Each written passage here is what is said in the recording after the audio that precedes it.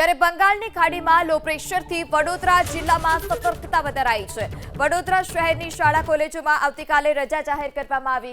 શૈક્ષણિક સંસ્થાઓ બંધ રાખવા માટે વડોદરા કલેક્ટરે આદેશ કર્યો છે।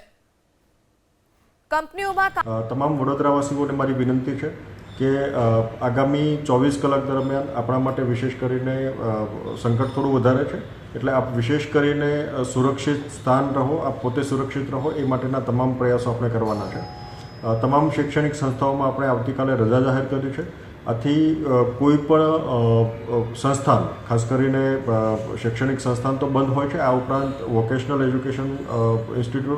એજ્યુકેશનલ ઇન્સ્ટિટ્યૂટ હોય, પોલિટેકનિક હોય અથવા કોચિંગ ક્લાસ હોય, આ તમામે બંધ રાખવાના છે। કોઈ પણ ઇન્સ્ટિટ્યુશન ચાલુ ના રહે એ બાબતની તકેદારી રાખવાની છે। શક્ય હોય ત્યાં સુધી કંપનીઝ અને અન્ય એસ્ટાબ્લિશમેન્ટ વર્ક ફ્રોમ હોમ કરે એ દિશાનો પ્રયત્ન આપણે કરવાનો છે। આ સિવાય તમામ વ્યક્તિઓ પોતે સુરક્ષિત સ્થળોએ રહે, નદી કાંઠાના વિસ્તાર કે તળાવવાળા વિસ્તારની અંદર ના જાય એ બાબતે આપણે તકેદારી રાખવાની છે।